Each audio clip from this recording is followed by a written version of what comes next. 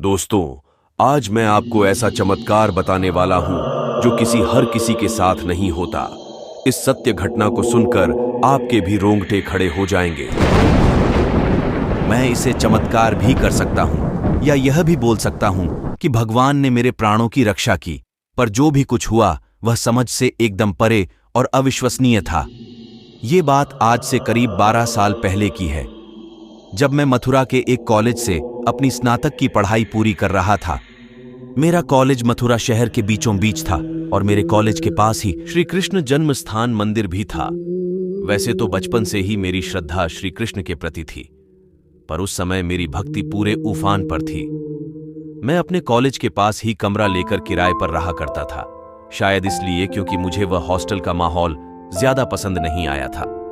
पर क्योंकि अब मैं पहली बार अपने घर से दूर मथुरा में अपनी पढ़ाई के लिए रह रहा था, तो यकीनन मुझे अकेलापन महसूस होता था और उस अकेलेपन को दूर करने के लिए मैं रोज शाम को श्री कृष्णा जन्मभूमि मंदिर भगवान के दर्शन करने पैदल ही जाया करता था। क्योंकि श्री कृष्ण का जन्म स्थान मंदिर विश्व प्रसिद्ध है और पूरे भारत और विदेश से भी लोग वहां आते हैं। कृष्ण भक्तों के लिए वहां एकदम अनुपम वातावरण होता है और वहां जाकर मेरा बहुत मन लगता था। समय कैसे बीत जाया करता था पता ही नहीं चलता था। इस कारण कई बार मुझे लौटने में काफी देर हो जाया करती थी, या कहूं कि रात भी हो जाया करती थी। यूं तो मेरा कमरा मंदिर से 1.5-2 किलोमीटर ही दूर था, पर एक शॉर्टकट की था जो रेलवे लाइन के किनारे किनारे जाता था और करीब 200 मीटर तक रेलवे ट्रैक पर भी चलना पड़ता था।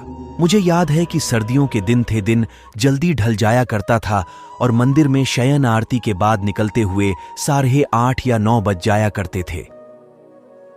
एक दिन मैं शयन आरती के बाद मंदिर से बाहर निकला और क्योंकि मैं अक्सर ही समय बचाने के लिए शॉर्टकट ले लिया करता था, तो उस दिन भी मैंने शॉर्टकट लेने का फैसला किया।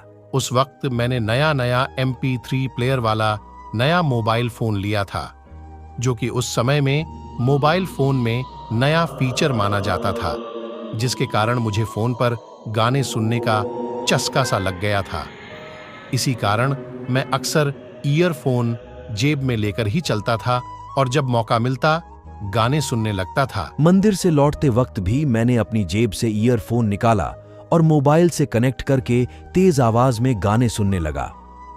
भूतेश्वर रेलवे स्टेशन से होकर गुजरने वाला वह रास्ता अक्सर उस समय तक सुनसान हो जाया करता था और मैं उस रास्ते पर अपने गानों की धुन में मस्त चला जा रहा था। और क्योंकि उस रास्ते पर कुछ दूरी तक ट्रैक पर भी चलना पड़ता था, तो मैं उस ट्रैक पर चलने लगा गाने सुनने में। मैं इतना मस्त हो चुका था कि मुझे इस बात का भी एहसास नहीं था कि मैं ट्रैक पर चल रहा हूं। पर तभी अचानक मेरा मोबाइल फोन पता नहीं कैसे अपने आप ही स्विच ऑफ हो गया। मुझे समझ नहीं आया कि ऐसा क्यों हुआ, क्योंकि मोबाइल की बैटरी भी लगभग आधी से ज्यादा थी और क्योंकि मोबाइल भी नया था, तो उसमें कोई दिक्कत भी नहीं थी।